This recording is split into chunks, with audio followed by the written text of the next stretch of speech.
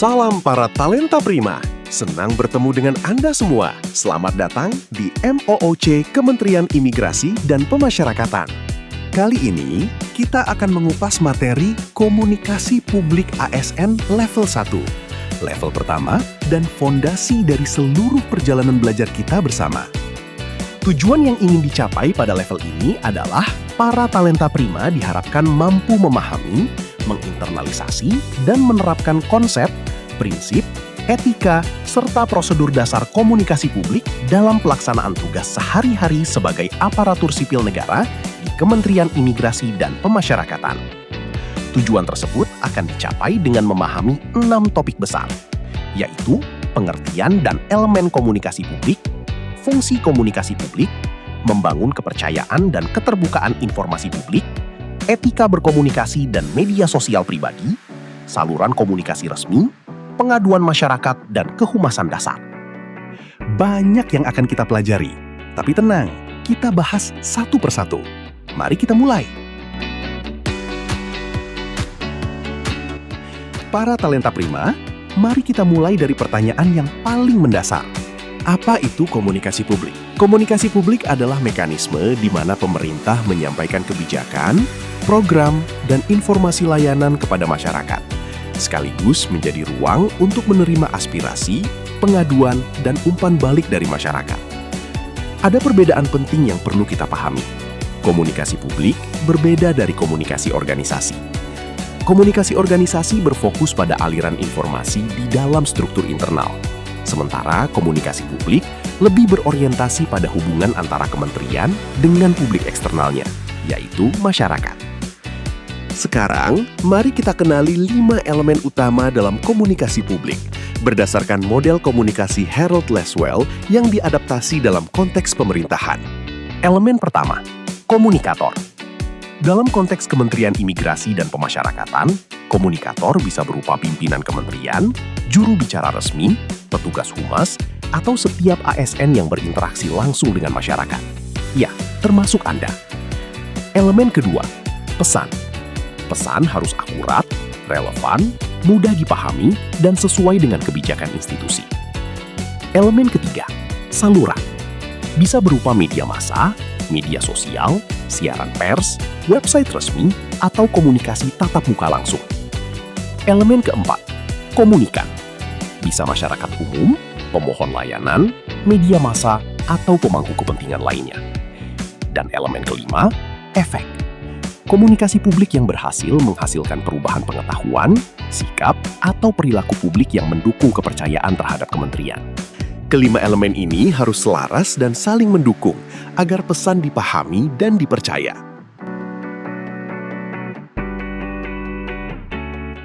Talenta prima. Komunikasi publik dalam instansi pemerintah menjalankan 4 fungsi utama yang saling berkaitan. Fungsi pertama adalah informatif, menyampaikan informasi mengenai kebijakan, regulasi, prosedur, dan layanan pemerintah kepada masyarakat secara akurat dan tepat waktu. Fungsi kedua adalah edukatif, mendidik masyarakat tentang hak dan kewajiban mereka dalam berinteraksi dengan institusi pemerintah.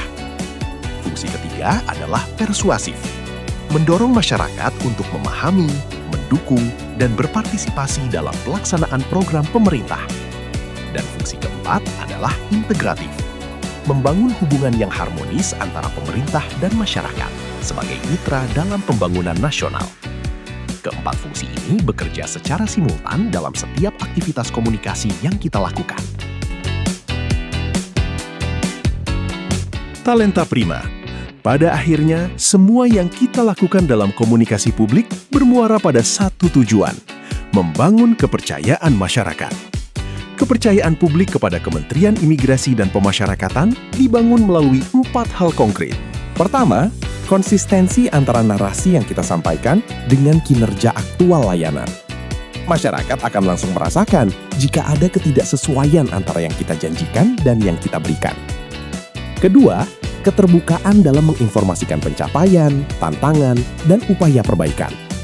Kejujuran tentang kekurangan justru membangun kepercayaan yang lebih kuat dari sekedar pencitraan. Ketiga, responsivitas dalam menanggapi kritik, pengaduan, dan pertanyaan masyarakat. Dan keempat, profesionalisme dalam setiap bentuk interaksi dengan masyarakat dan media. Berbicara tentang keterbukaan, ada landasan hukum yang wajib kita pahami. Undang-Undang Nomor 14 Tahun 2008 tentang Keterbukaan Informasi Publik. Berdasarkan UU ini, setiap badan publik, termasuk Kementerian Imigrasi dan Pemasyarakatan, wajib menyediakan informasi yang akurat, benar, dan tidak menyesatkan. Membangun sistem informasi yang dapat diakses publik, serta menetapkan standar operasional prosedur pelayanan informasi. UU KIP mengklasifikasikan informasi publik ke dalam 4 kategori. Pertama, informasi terbuka setiap saat, dapat diakses kapan saja. Contohnya, profil kementerian, laporan kinerja, regulasi, dan SOP. Kedua, informasi berkala, wajib diumumkan secara periodik. Contohnya, laporan tahunan dan data statistik keimigrasian. Ketiga, informasi serta-merta, harus segera diumumkan tanpa penundaan karena menyangkut hajat hidup orang banyak. Dan keempat, informasi dikecualikan, bersifat rahasia dan tidak dapat diakses publik. Sebagai representasi Kementerian Imigrasi dan Pemasyarakatan, setiap ASN wajib menjunjung standar etika komunikasi berikut. Pertama, gunakan bahasa yang santun, netral, dan profesional. Hindari bahasa yang berpotensi diskriminatif, provokatif, atau menyinggung kelompok tertentu. Kedua, jaga kejujuran dan akurasi informasi. Kita dilarang menyampaikan informasi yang kita ketahui tidak benar atau menyesatkan. Ketiga, jaga kerahasiaan informasi yang dikecualikan. Informasi yang berdasarkan peraturan termasuk kategori rahasia tidak boleh diungkapkan kepada pihak yang tidak berwenang. Keempat, jaga netralitas politik.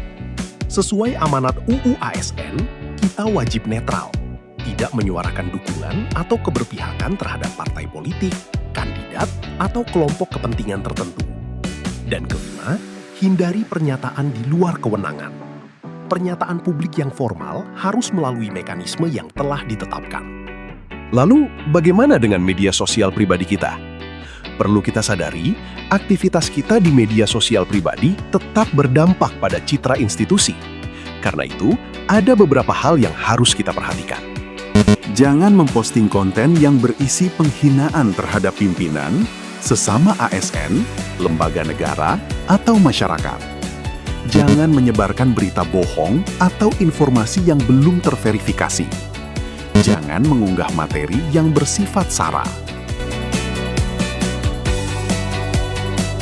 Penting untuk diingat, setiap penyampaian informasi resmi kementerian harus melalui saluran yang telah ditetapkan. Ada 4 saluran komunikasi resmi Kementerian Imigrasi dan Pemasyarakatan: website resmi, akun media sosial institusi, siaran pers atau press release, dan sistem pengaduan masyarakat SP4N Lapor. Salah satu aspek terpenting dalam pelayanan publik adalah penanganan pengaduan masyarakat. Secara hukum, pengelolaan pengaduan masyarakat diatur dalam Undang-Undang Nomor 25 Tahun 2009 tentang Pelayanan Publik. UU ini mewajibkan setiap penyelenggara layanan publik untuk menyediakan sarana pengaduan yang mudah diakses, menindaklanjuti setiap pengaduan secara profesional, dan melaporkan hasil penanganan kepada masyarakat. Ketika menerima pengaduan, kita wajib mengikuti prosedur standar berikut. Sambut dengan ramah. Dengarkan dengan aktif tanpa menyela. Catat informasi secara lengkap. Berikan tanda terima atau nomor pengaduan. Jelaskan tindak lanjut yang akan dilakukan. Teruskan ke unit berwenang segera. Dan pantau perkembangan penanganannya. 7 langkah ini adalah bentuk nyata dari komitmen kita terhadap pelayanan publik yang profesional dan berintegritas. Baik Talenta Prima, demikian materi kita hari ini. Semoga bermanfaat dan kita semua senantiasa bangga melayani bangsa.